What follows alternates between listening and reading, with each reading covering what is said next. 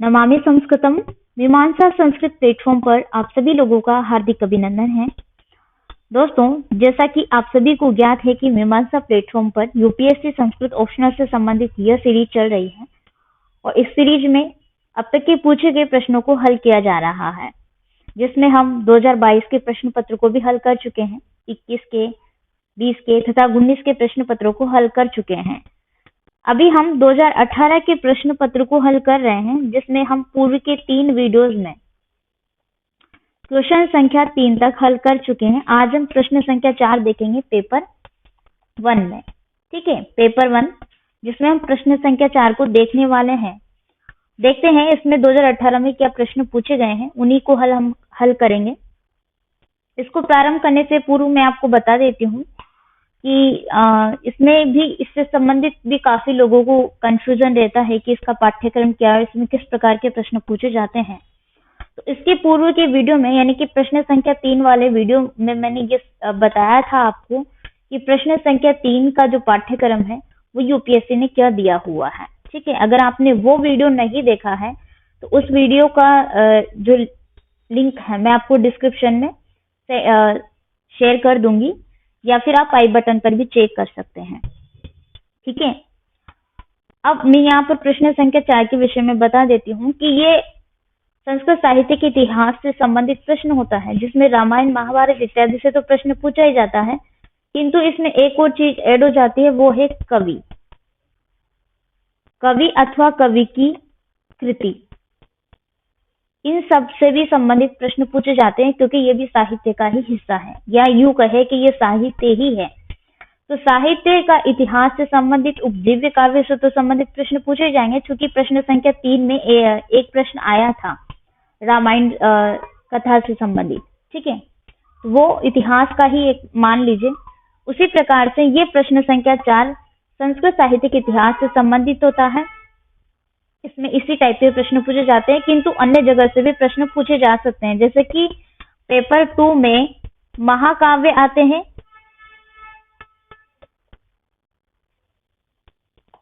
ठीक है, महाकाव्य आते हैं, तो महाकाव्य से मैंने आपको बताया कवि और कृति से संबंधित प्रश्न पूछे जाएंगे। तो कवि और कृति महाकाव्य से ही संबंधित होते हैं एक तरीके से। तो ये सामान्य जानकारी जो आपको प्रश्न संख्या 4 से संबंधित अवश्य रखनी चाहिए। और इसके विषय में मैं आपको ये बता दूं, ये प्रश्न जो है अनिवार्य नहीं होता है, वैकल्पिक रूप से है कि आप इसको कर भी सकते हैं और आप चाहें कि मुझे अगला प्रश्न अटेम्प्ट करना है, या जैसे कि प्रश्न संख्या 3 अथवा 2 अटेम्प्ट करना है, तो आप इस प्रश्न को स्किप भी कर सकते हैं। ठीक है, तो एक बार हम देख लेते हैं कि 2018 में किस किस तरीके के प्रश्न पूछे गए हैं। तो प्रश्न संख्या 4 का फर्स्ट क्वेश्चन है जो 2018 में पूछा गया है, योगः कर्मसु कौशलम भणितिरियं सोधारणम समीक्षिता। अर्थात कर्मों में कुशलता ही योग है। इस उक्ति की उदाहरण सहित आपको समीक्षा करनी है, क्योंकि ये सीधी से संबंधित है श्रीमद् भगवद गीता से, और गीता आपके पेपर 2 में सिलेबस दिया गया है, द्वितीय अध्याय व्याख्या वाले भाग में है। ठीक है, तो उसमें ज्यादा डिटेल्स में मैं अभी नहीं जाऊंगी। मैं सिर्फ आपको ये समझाना चाहती हूँ कि पेपर 2 में इसका पाठ्यक्रम दिया है, किंतु पेपर 1 में भी ये पूछा जा रहा है। ये प्रश्न संख्या 5 में भी पूछा जाता है पेपर 1 में, ऐसे वाले भाग में, और ये प्रश्न संख्या 4 में भी पूछा ही गया है। पहले भी ये प्रश्न पूछा जा चुका है कई बार, और मैं इसको हल भी करवा चुकी हूँ क्लासेस के दौरान, अपने लेक्चर्स में, या फिर आपको यूट्यूब पे भी मिल जाएंगे। ठीक है, जो प्रीवियस ईयर के प्रश्न हल करवाए हैं उनमें। तो ये कोई नया प्रश्न नहीं है, ये प्रश्न संख्या 5 में ऐसे में भी पूछा जा सकता है आपसे। ठीक है, तो चूंकि ये यूपीएससी का ट्रेंड है, आपको पता चल रहा होगा धीरे धीरे कि पेपर 2 का 1 में और 1 का 2 में भी पूछा जा सकता है। अब यहाँ पर हम बात करेंगे मूलतः प्रश्न की कि प्रश्न क्या है। योगः कर्मसु कौशलम, ये गीता में स्वयं श्री कृष्ण ऐसा कहते हैं द्वितीय अध्याय में, क्योंकि आपके व्याख्या वाले भाग में है सांख्य योग।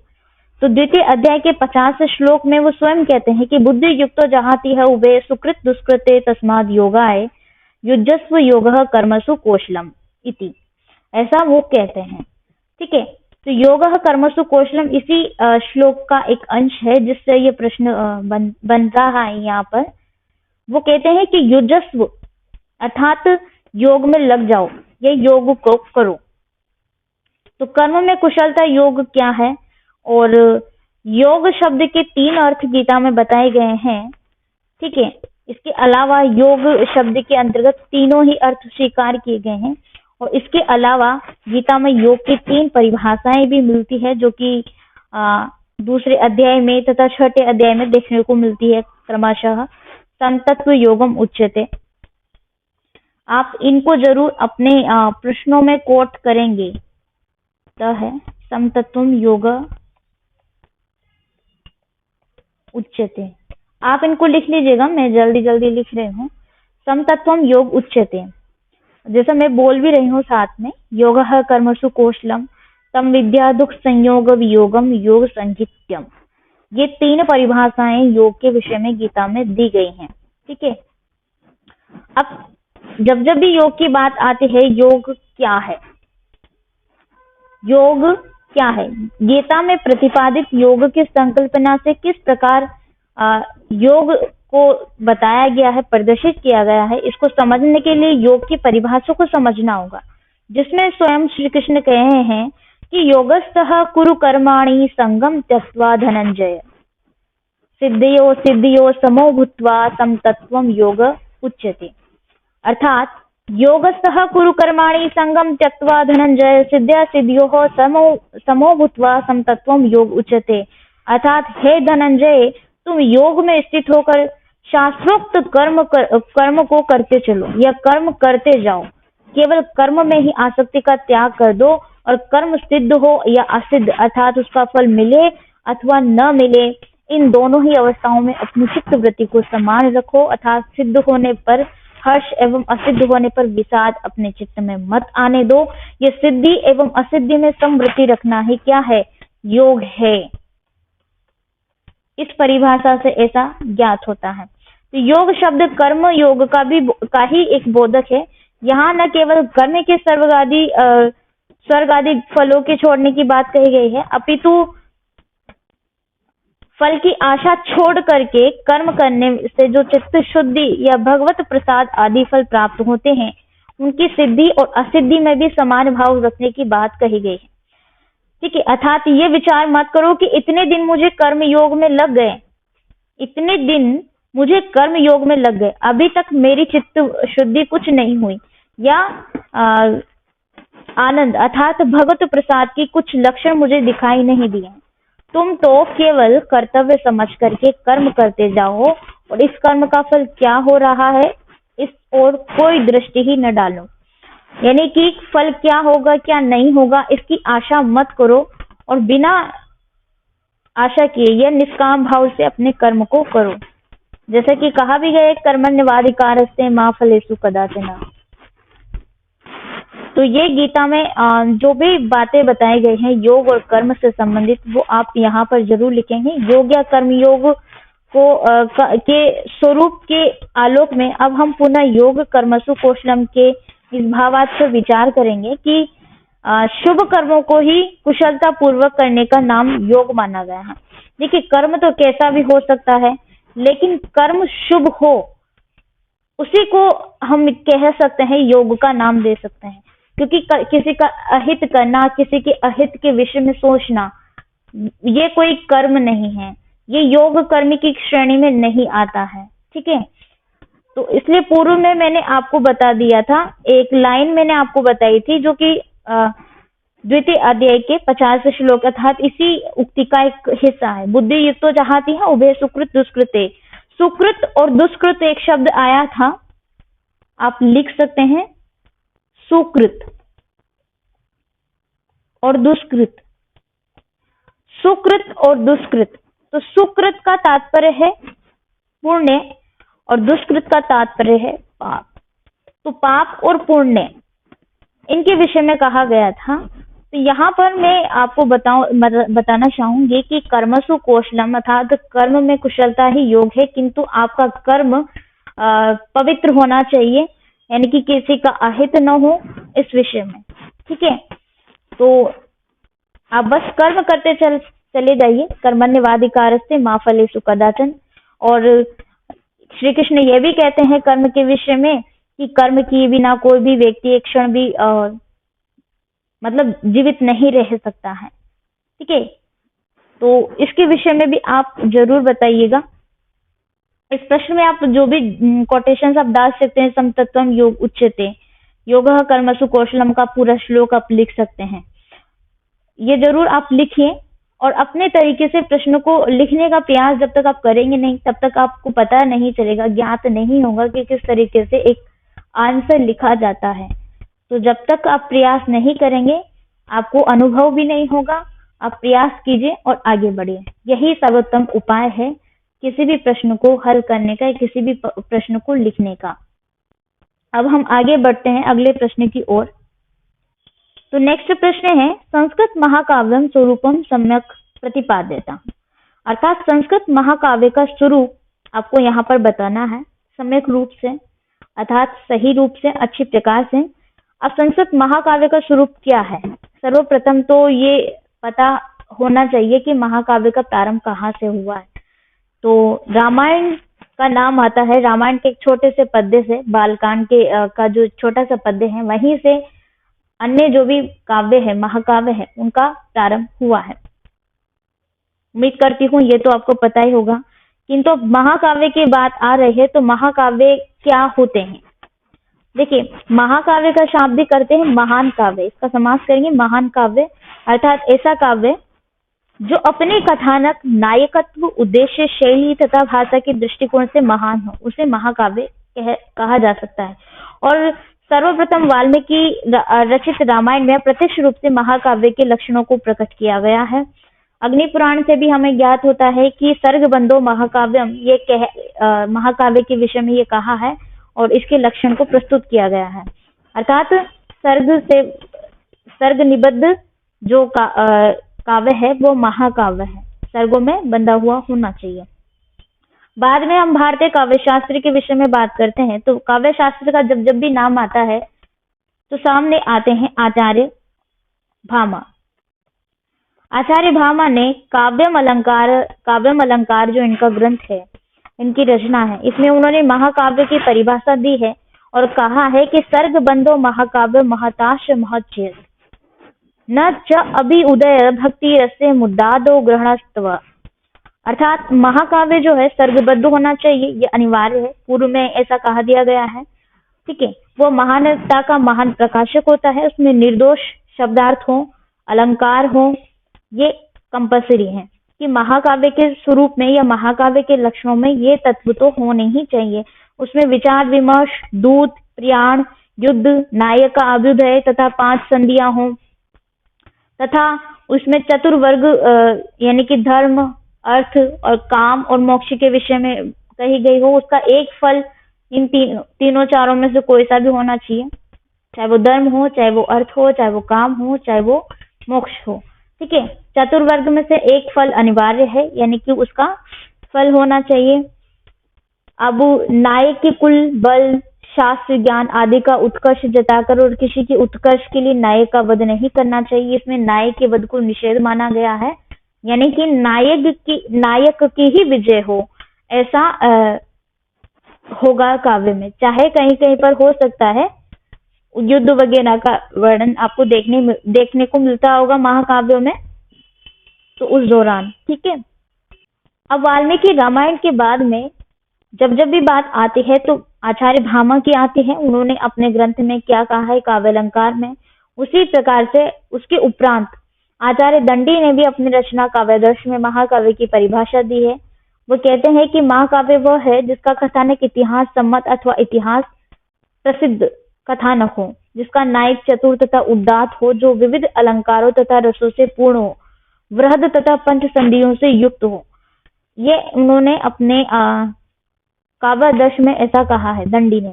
ठीक है, रुद्रट के अनुसार महाकाव्य का नायक द्विज कुल संपन्न हो, सर्वगुण संपन्न हो, महान हो, उदात्त हो, शक्ति संपन्न हो, नीतिज्ञ तथा कुशल राजा हो, इत्यादि राजा के गुण बताए गए हैं, यानी नायक के गुण बताए गए हैं रुद्रट ने अपने लक्षण में। तो महाकाव्य एक तो सर्गबद्ध होना चाहिए, ठीक है, उसमें संधि होनी चाहिए, संधि से युक्त हो। तो महाकाव्य की स्वरूप की जब भी बात आती है तो आप यहाँ पर सभी आचार्यों ने अपने अपने मत बताए हैं कि उन्होंने महाकाव्य का स्वरूप किस प्रकार से बताया, किसने किस प्रकार से बताया है, मैंने आपको बता दिया है कि आचार्य भामा ने कैसा बताया है, फिर उसके बाद में दंडी ने कैसा बताया, रुद्रट ने कैसा बताया है। ठीक है, विश्वनाथ भी अपने ग्रंथ साहित्य दर्पण में बताते हैं कि महाकाव्य सर्गबद्ध होना चाहिए, किंतु उन्होंने एक लक्षण दिया है कि सर्ग संख्या में 8 से अधिक नहीं होने चाहिए। ये मतलब अलग ही प्रकार का लक्षण है, क्योंकि सर्ग संख्या में 8 से अधिक होते हैं महाकाव्य में, आपने देखे होंगे। परंतु ये सत्य है कि प्रत्येक सर्ग का नामकरण उसके वर्ण वस्तु के आधार पर ही होना चाहिए। ठीक है, सर्ग के अंत में भावी कथा के सूचना तथा छंद परिवर्तन होना चाहिए, क्योंकि देखने को भी मिलता है जब जब भी सर्ग का अंत होता है तो उस सर्ग के अंत के अंतिम पद्य में छंद का परिवर्तन किया जाता है या छंद परिवर्तित हो जाता है। महाकाव्य का कथानक इतिहास प्रसिद्ध हो अथवा किसी सज्जन से संबद्ध होना चाहिए। नायक जो है, चूंकि उच्च वंश का क्षत्रिय अथवा देवता हो, वो शूरवीर तथा धीरोदात्त गुणों से संपन्न हो। ये भी नायक के विषय मैंने आपको बताया था। और उसमें कोई ना कोई रस होना चाहिए। 9 रस बताए हैं संस्कृत साहित्य में। श्रृंगार हो गया, वीर और शांत रस में से कोई एक रस मतलब प्रदान होना चाहिए। सभी रसों में से कोई एक रस प्रदान होना चाहिए, बाकी के अन्य रस अंगी रूप में आ सकते हैं। ठीक है, प्रकृति चित्रण तथा जीवन के अन्य प्रसंगों का रमणीय योजना से या सुदृढ़ ढंग से चित्रण प्रस्तुत किया गया हो, आप ये बता सकते हैं। अब क्योंकि ये एक काव्य का स्वरूप है, आप अपने प्रश्न में जरूर लिखेंगे, ऐसी मैं उम्मीद करती हूँ आपको एक आइडिया लग गया होगा कि किस तरीके से इस प्रश्न को प्रस्तुत करना है। ठीक है, अगला प्रश्न है, मेघे माघे गतम वयः सुक्तिर इयम सौधारणम विवेच्यताम। अर्थात यहाँ पर 2 ग्रंथों के विषय में बात की जा रही है, मेघदूत और शिशुपाल वधम के विषय में। तो वो क्या कहा जा रहा है इस उक्ति में, वो मैं आपको बताऊंगी, किंतु प्रश्न को समझ लीजिए कि इस उक्ति की आपको उदाहरण सहित विवेचना प्रस्तुत करनी है। ये उक्ति आपको कोई नया प्रश्न नहीं है, पूर्व में मैं इस प्रश्न को हल भी करवा चुकी हूँ। ठीक है, पूर्व के वीडियोस आप जरूर से देख लीजिए। ऐसा मैं कहूंगी कि वहां पर मैंने डिटेल्स से सारी चीजें बताई भी हैं। तो मैं यहाँ आपको सिर्फ एक ब्रीफ जानकारी प्रस्तुत करूंगी कि मेघे माघे गतम वयः से क्या तात्पर्य है। ठीक है, मेघ यहाँ पर प्रथम पद है मेघ, तो मेघ से ज्ञात होता है मेघदूत या मेघदूतम जो ग्रंथ है अर्थात खंड काव्य है। और माघ, यहाँ पर ये माथे नहीं है, माघे है, तो आप इसका करेक्शन कर ही लेंगे ऐसा मैं समझती हूँ। माघ से ज्ञात होता है शिशुपाल वधम।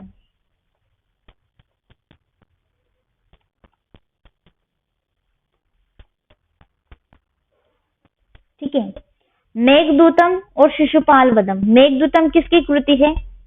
कालिदास जी की। और शिशुपाल वधम माघे शब्द आया है तो माघ की। ठीक है, माघ से जब भी माघ का नाम आ जाए तो शिशुपाल वधम आपके मुंह पे आ जाना चाहिए, और मेघदूत का नाम आ जाए तो यहाँ पर आपका कालिदास नाम आ जाना चाहिए मुंह पर। ठीक है, तो ये 2 ग्रंथों के विषय में यहाँ पर विशेष रूप से इस पंक्ति में कहा गया है कि मेघ अर्थात मेघदूतम और माघ अर्थात शिशुपाल वधम, इन 2 ग्रंथों को समझने में पूरी उम्र चली गई। अर्थात किसी व्यक्ति से उसकी किसी सुहृद अर्थात मित्र ने पूछा कि तुमने अपनी संपूर्ण उम्र किस कार्य में बिता दी।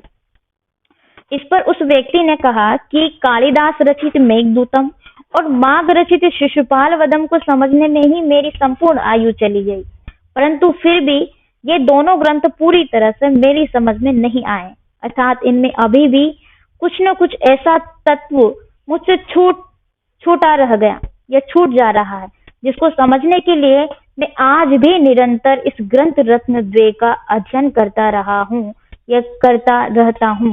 तात्पर्य यही है कि मेघदूत और शिशुपाल वध में शास्त्रीय दृष्टि से एवं लोक व्यवहार की दृष्टि से गुण रहस्य को सहजता से प्रस्तुत किया गया है, जिनका तात्पर्य एक बार पढ़ लेने मात्र से समझ में नहीं आ सकता है। ऐसा इस पंक्ति से ज्ञात होता है कि मेघे माघे गतम वयः, ये उक्ति के द्वारा यही बताने का प्रयत्न किया गया है कि बार बार अध्ययन करने के बाद भी इन दोनों रचनाओं में पुनः अध्ययन हेतु कुछ शेष रह ही जाता है। मतलब कि आपको हर बार इन दोनों ग्रंथों को पढ़ने पर कुछ न कुछ नया ही प्राप्त होगा। ऐसा बिल्कुल भी मत सोचिएगा कि मैंने पढ़ लिया तो मुझे सब पता है इन दोनों ग्रंथों में, विशेष रूप से मैं कह रही हूँ। ठीक है, हालांकि सभी में ऐसा होगा, जरूरी नहीं है कि इन्हीं में ऐसा होगा। जब जब भी आप कोई नया ग्रंथ पढ़ रहे हैं, एक बार में वो ग्रंथ आपकी समझ से परे है, समझ में भी आ जाएगा तो आपको सारी चीजें क्लियर नहीं होंगी। इसलिए जब आप दोबारा उस ग्रंथ का अध्ययन करेंगे तो आपको कुछ ना कुछ नई चीज सीखने को ही मिलेगी, नई चीज ही प्राप्त होगी। ठीक है, तो विशेष रूप से माफी चाहते हैं, मेघदूतम और शिशुपाल वधम के विषय में यहाँ पर ये कहा गया है। ये व्याख्यान जो कि मैंने आपको इस प्रश्न से संबंधित बताया है, पूर्व की वीडियोस में भी मैं आपको अच्छी तरीके से पूरा डिटेल्स में बता चुकी हूँ। इसमें कोई भी नया प्रश्न नहीं है जो मैं पूर्व की वीडियो में नहीं मैंने बताया होगा, नहीं मैंने एक्सप्लेन किया होगा। ये दोनों तीनों प्रश्न पूर्व में मैं बता चुकी हूँ। तो ऐसा मैं उम्मीद करूंगी कि आप पूर्व के वीडियोस को देखते आए होंगे, आपको इसका लाभ मिल रहा होगा।